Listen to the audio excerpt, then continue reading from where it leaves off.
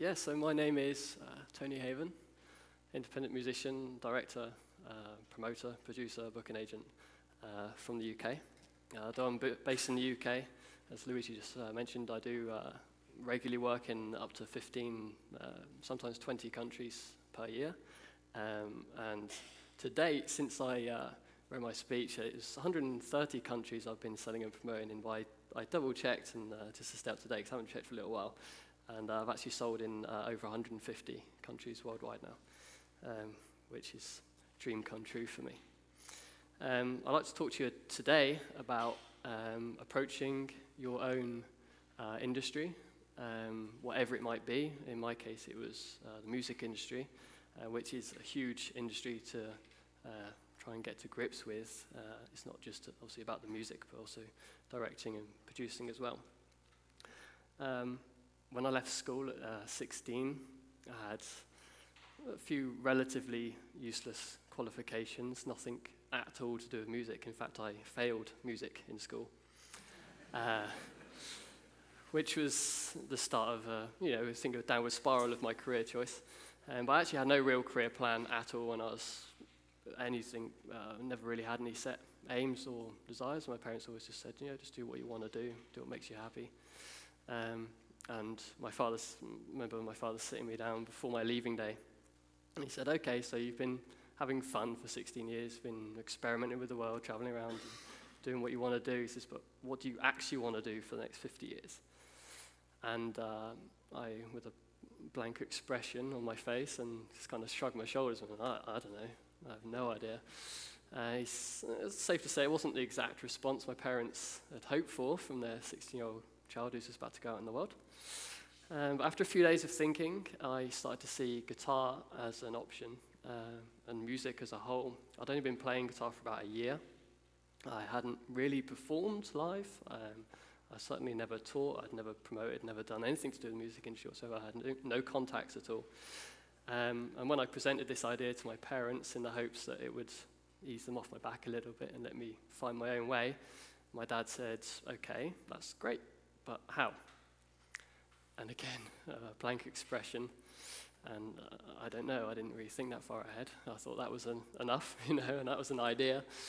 I remember at this point my father left the room and returned armed with a pen and paper and presented this to me and said, okay, you want to be a musician, that's great.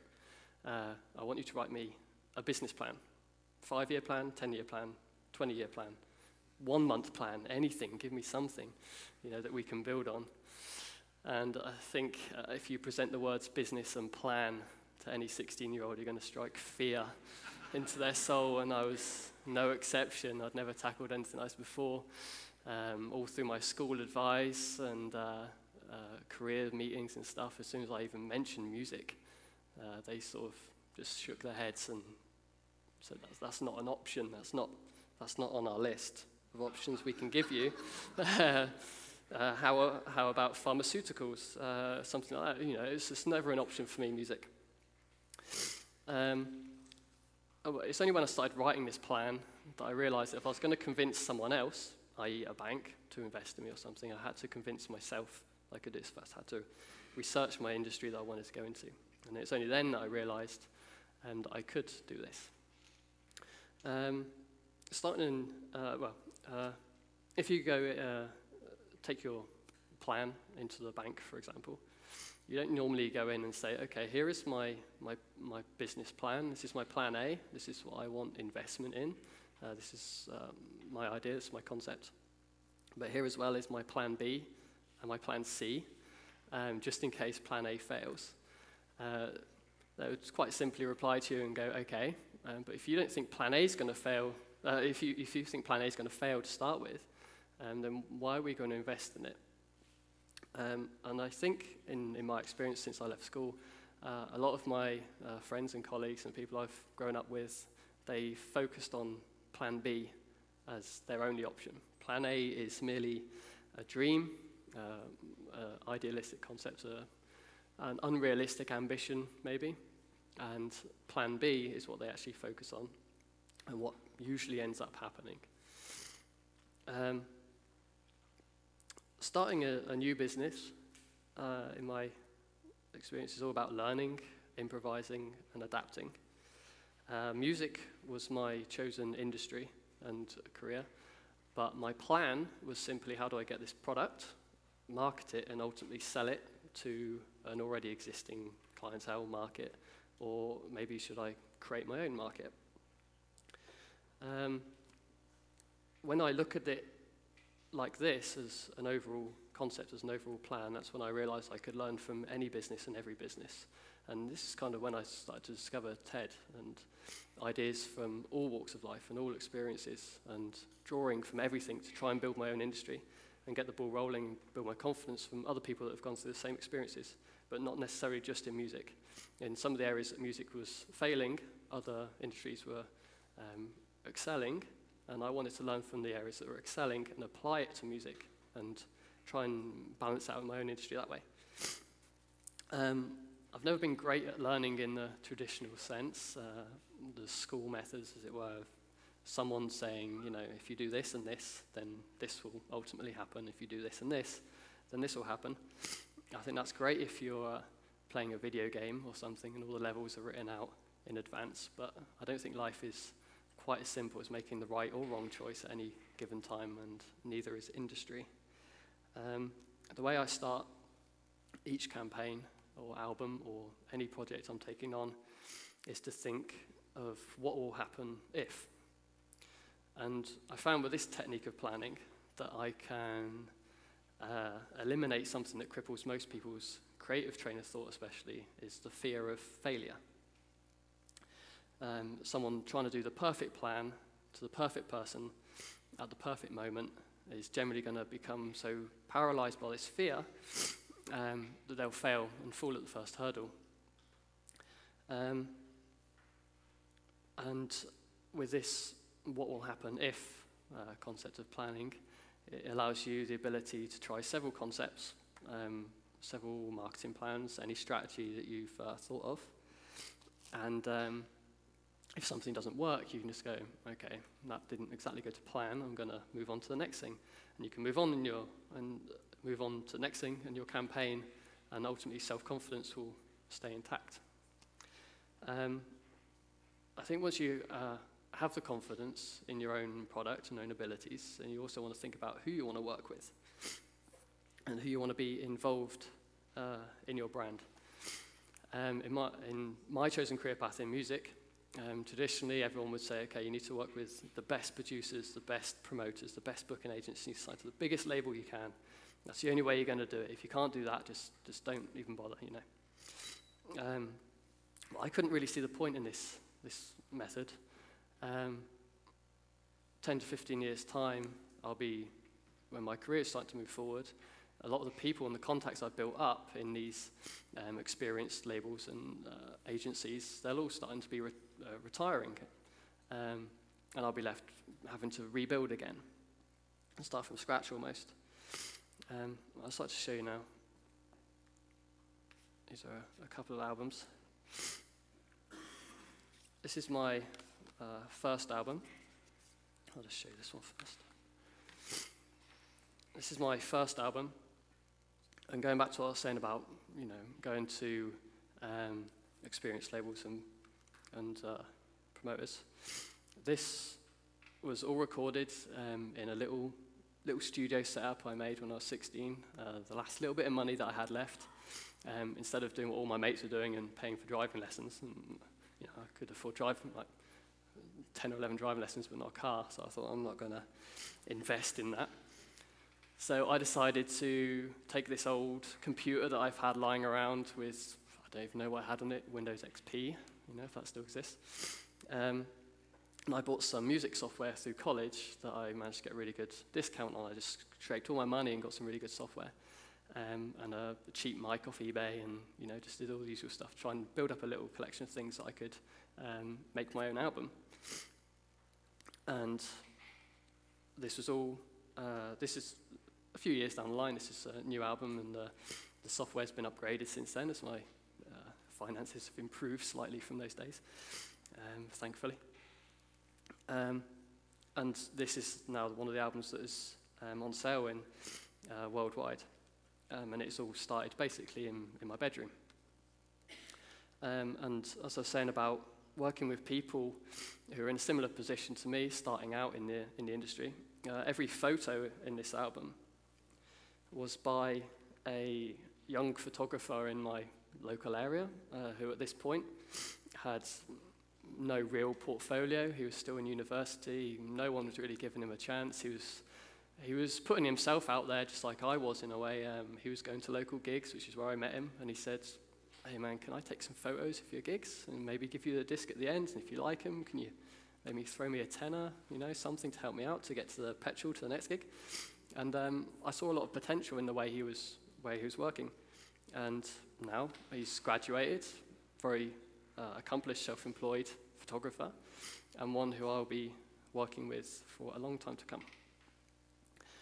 And this is a latest CD, again, produced, recorded, mixed by myself in my own studio. But this way I did it a little bit different. I wanted to do actual artwork, not just photos this time. And the artwork on this album, like all of the artwork shown, is by a tattoo artist I met on tour a couple of years back, and we've always wanted to do something together. And I had this concept for this album that I wanted to do actual canvases and then have the photos of the canvases to get a bit more of a raw feel to it. And I presented this idea to her, and she just embraced it straight away and said, that's great. Why did you think of me? And I was like, well, she was the same age as me. She was just left university, just started her own tattoo shop, and had a very creative mind, creative vision. And even though this wasn't her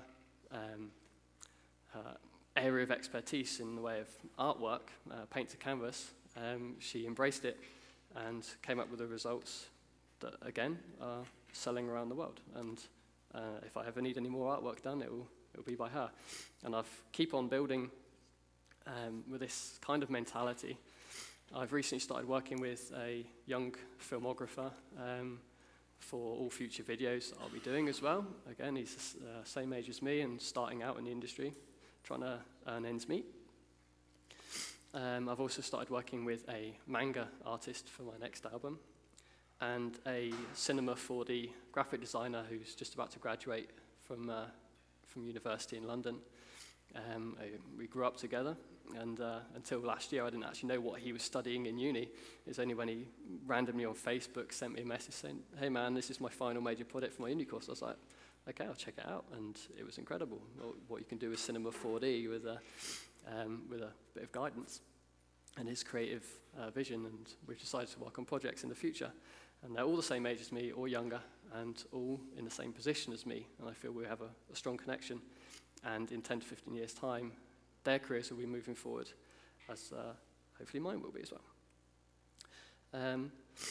Another thing we all share in common, which is why I like working with these guys, is the way we learn and the way we approach a challenge. I've met a lot of people as I've been traveling around, and especially when you play guitar in the streets or things like I do, you get people come up to go, "I'd love to learn to do that, I'd love to learn that." And people say, "I'd love to learn to speak another language, I'd love to learn to paint." It can be anything. But I found when I was 16, 17, when I was looking around for guitar lessons, you get the usual things, 10 easy steps to learn how to paint, learn a language by the weekend, or my favorite, which popped up in my spam box all the time, was learn guitar in 24 hours. I'd never really saw the point in learning something in 24 hours, an art form that's been around for thousands of years. But people do seem to want to learn things maybe as fast as possible. But for me, that kind of takes all the fun out of it. I enjoy the process of learning. And if you find a process of learning that you enjoy, then that journey becomes the best bit about getting to the end result. And learning a language, when do you ever stop learning a language? When do you ever stop learning how to play guitar? There is no end result, and there's no point getting there as fast as possible. You have to enjoy the process of building on it, step by step. This brings me to another point of promoting. When I started in this trade, in this industry, It was a bit different promoting-wise. MySpace has started, and bands like Arctic Monkeys were utilising it to great effect to get into the charts and promote their gigs. Facebook and Twitter had yet to exist, which are now, crucial in any marketing campaign nowadays, and ones that I do use as well. But something I still use to this day is, and something I believe in, is the power of street promoting people, meeting people. If your only marketing strategy is social networks, then you're going to start falling behind the people who are trying a little bit of something different every single day. And that's what I believe in, is you have to broaden your horizons, and there's still ways of doing things to the people and actually finding what people actually want at any given time. I think it's very important. So I'd like to summarize with a couple of things I take around with me from my day-to-day.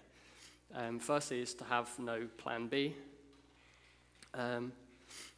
If you keep your target in sight, that's important. You have to keep your end result in sight, but you have to allow the process to move freely and stay focused on one plan. Also, never have too many contacts. It's all great having 1 million likes on Facebook. If you don't have any useful or reliable contacts, then where really are you? Industry is built around people, whether it be customers or colleagues. And I think it's important to interact with those people face-to-face as well. And lastly, when I left school, as I said, music wasn't an option. It was a dream, a very ambitious dream, because I grew up in a place that was, the nearest shop was a mile away. I grew up in the middle of nowhere, and to be a musician was unheard of.